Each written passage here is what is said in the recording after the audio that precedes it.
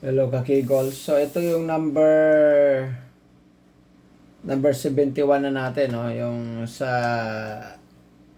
pinaka-latest na batch na binili natin na uh, assorted laptop. So, inuna natin yung mga maliliit. So, ito, parang cute siya, no? Acer model N15P2 Acer. So,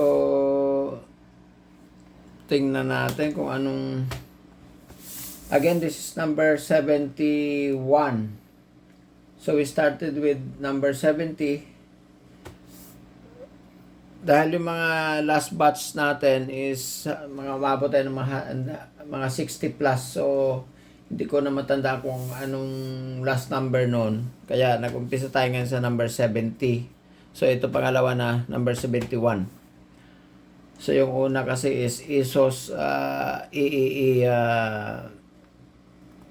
mini laptop din, no?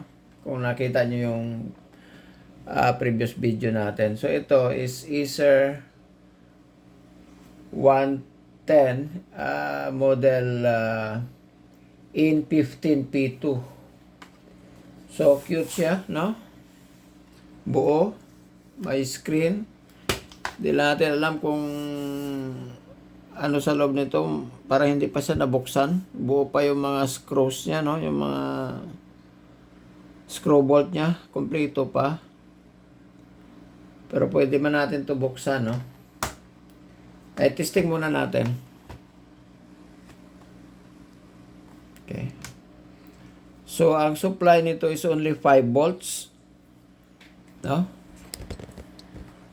Based sa specs niya, 5 volts lang. Ito, napakaliit ng connector niya. So, dito sa gilid ng screen. O, yan. So, as you can see, ilaw yung power button niya. Naka-red. Tingnan natin kung magpa-power on. Walang action. So, yung supply naman natin, tingnan ninyo. Okay. Is, may pumapasok naman na current sa loob is 115 milliamps yung current niya. Standby current niya. No? Yung voltage niya is 5.09. Pero wala siyang action dito sa power button. Naka-red lang. So, hindi rin nagbago yung current niya, no? 115 milliamps pa rin. So, subukan natin tong buksan. Okay, unplug natin.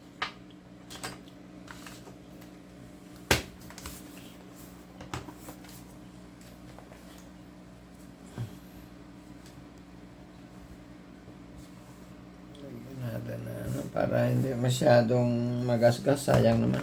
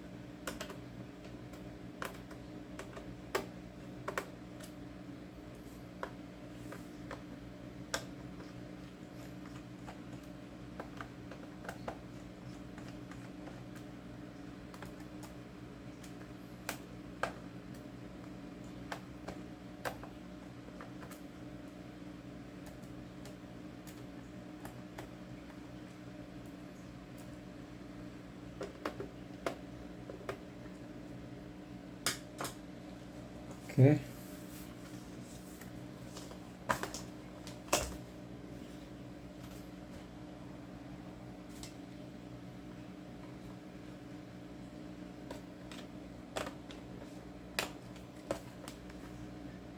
Ito.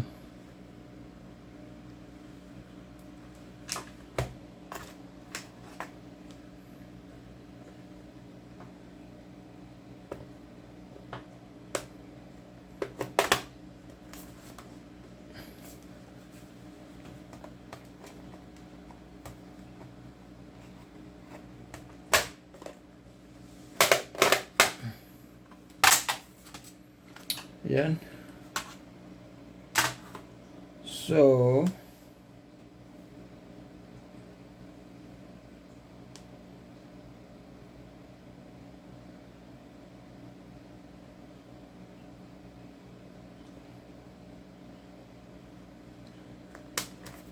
wala nang motherboard. Ah, yung motherboard dito sa screen. Iba rin to ah. Dito yata ang motherboard sa likod ng screen. Ito lang.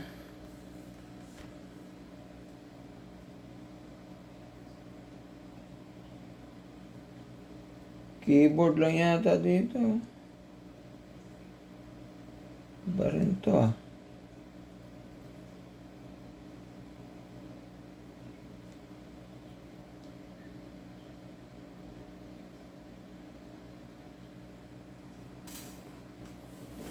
Ito.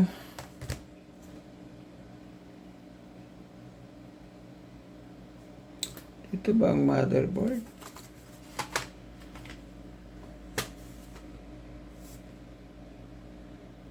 Oh my God.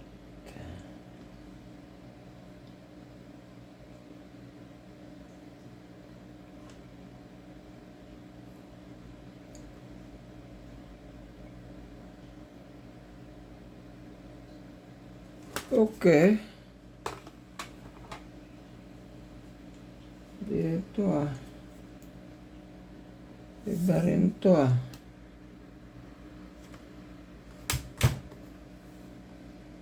Kaya buksan dito.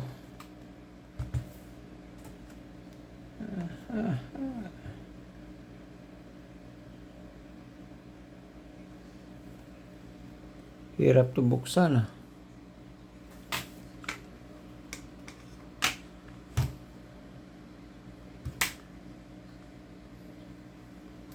Dito yung motherboard niya sa likod ng screen. Okay.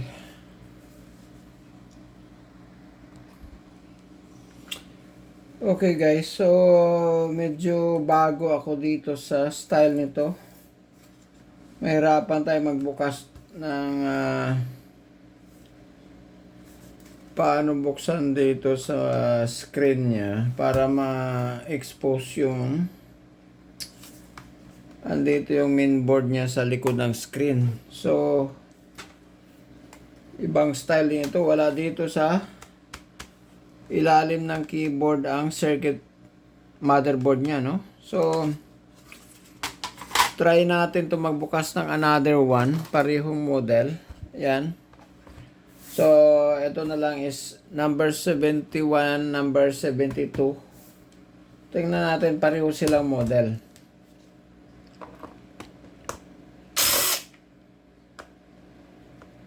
First time ko kasi naka-encounter ng ganitong klase.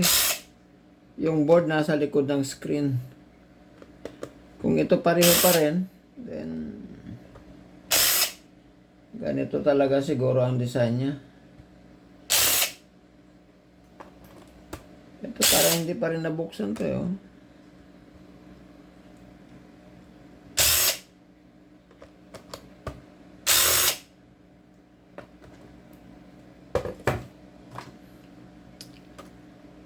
Iba rin to ah.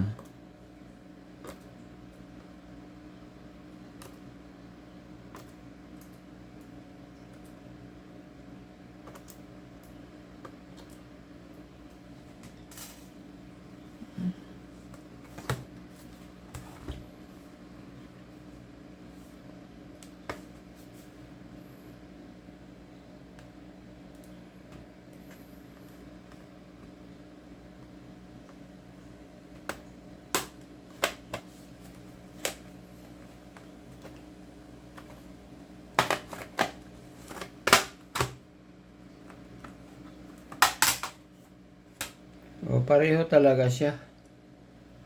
Pareho rin. So, ang motherboard niya is nasa likod talaga ng screen. Kasi dito wala eh. May mga basag na siya na parte. Tingnan muna natin ko to kung may power or what. Supply. Lagyan natin ng plug in natin ang supply. Ito, wala siyang standby power. So, nakita nyo doon sa power supply, 0 yung current niya. So, hindi siya, walang pumapasok na supply sa loob. Naka-plug in siya.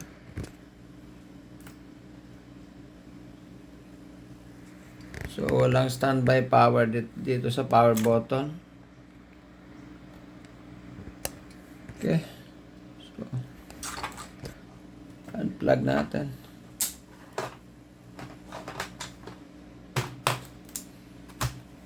So, question, paano buksan dito sa likod?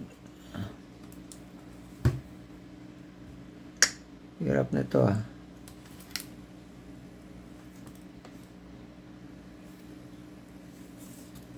Baka kasi mabasag yung glass.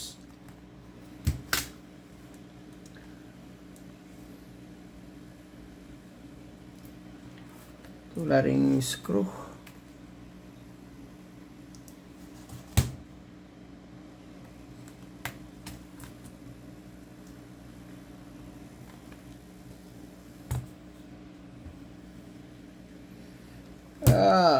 Hirap.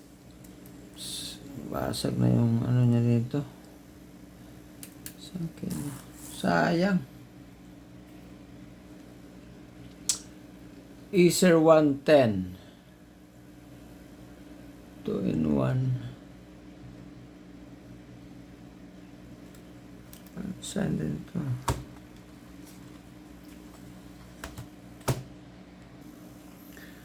So, nag-research tayo guys sa YouTube. Kasi first time natin to na-encounter. Tanggalin lang pala to guys, oh. Just imagine mo. Para pala tong iPad. Yan, nakita nyo. Grabe.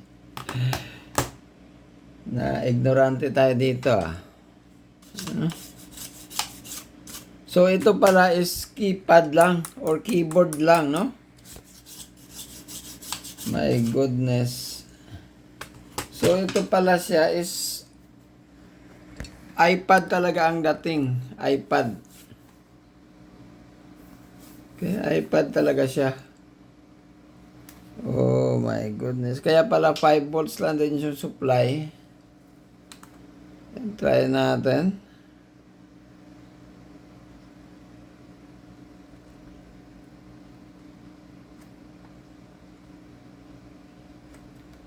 Problema to sa ano niya eh. Sira yata yung ano sa loob nito ah.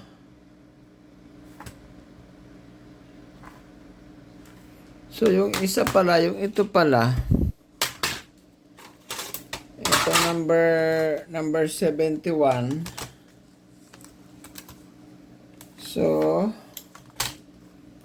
tanggalin lang pala dito. Yan. My goodness.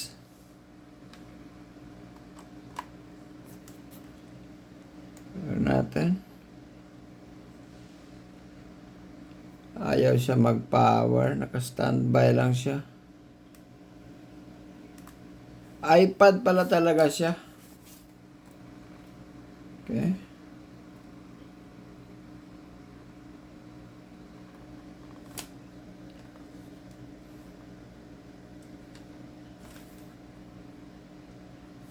Ito may standby pero wala siyang power. Standby power lang meron. Yan.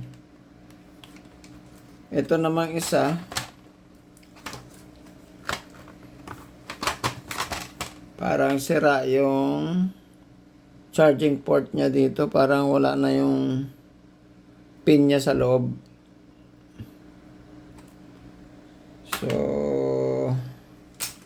itabi lang muna natin tong keypad lang pala itong dalawa. My goodness.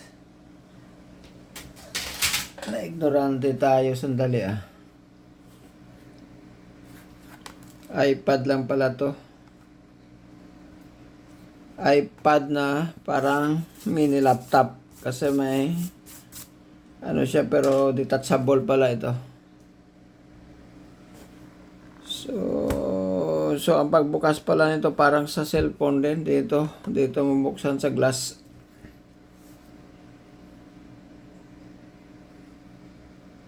So touchscreen pala siya. Touchscreen.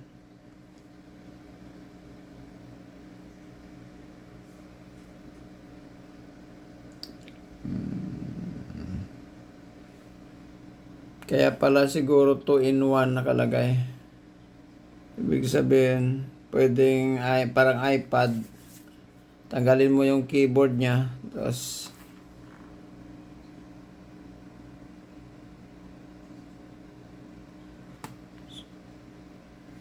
so, saka na lang to. Dito yan buksan sa screen. Kailangan natin ito ng siguro yung parang thinner para lumambot yung epoxy dito. Patanggalin to. So balikan na lang natin to. Okay? So this is number 7172.